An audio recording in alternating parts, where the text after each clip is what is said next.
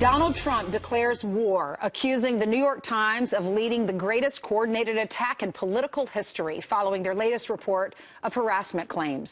Former presidential candidate and Trump supporter Dr. Ben Carson joins us now to react to this. What do you think about this latest ordeal with mainstream media, Dr. Carson? Well, it's very disappointing because our system was set up in such a way that the press was supposed to keep the people informed so that the will of the people could direct the country. But when the press decides that they want to become biased, it completely distorts the system, and this is what we've experienced now. Obviously, you know, a week or two ago when I said that the Billy Bush tape was not going to be the last thing, that there would be more things each week and they would parcel them out to keep the spotlight on Trump because they don't want to deal with the issues. This is exactly what's happening. This is so predictable. And the question is, will the American people be smart enough to see beyond the manipulation that is going on so that the political class can contain and keep their power? This is the real issue. Right. It's about the political class versus the people. You're not saying the four women are not telling the truth. You're wondering why now, the timing? Because the New York Times just said a short time ago they came over to the reporter and they just told the story. Yeah, well, you know, there's an atmosphere that's been created by the New York Times and others that says, look, if you're willing to come out and say something, we'll give you fame, we'll give you whatever you need. What a bunch of crap. You know, but the people have to see through this because, again, the train is going off the cliff. Our country's going off the cliff financially and in so many other ways. If we don't deal with this stuff now, our children are completely going to be disadvantaged. Sure. And destroyed. Their future will be destroyed. Pardon me, Doctor. And, of course, through WikiLeaks, we now know there's like media coordination between the New York Times, the Boston Globe, CNN, CNBC, so it looks very cozy.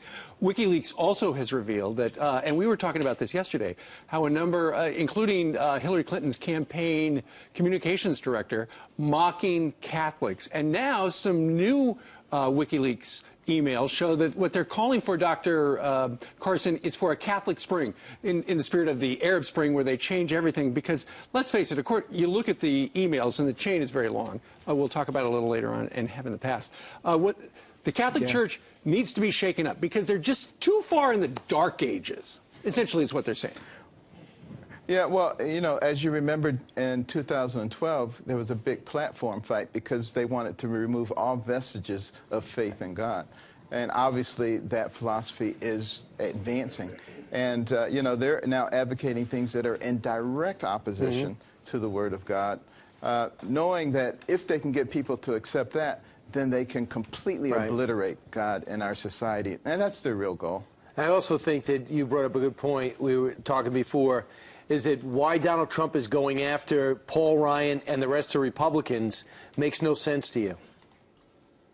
No, well, you know, that's energy that could be expended, you know, educating the people about the platforms. I mean, get anybody to read the Democrat platform and the Republican platform. I think the vast majority of Americans would be appalled at the Democratic platform.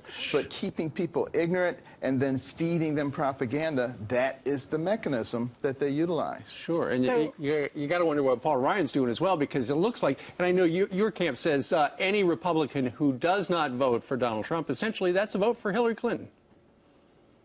It is, and people need to recognize that you are voting against your children and their future. That is really the key. If people can understand that and get beyond the initial agitation that they might feel offended by this or that or the other, this is so much bigger than anything that might offend you. And, you know, Donald Trump is not a perfect person. Nobody has been a perfect person.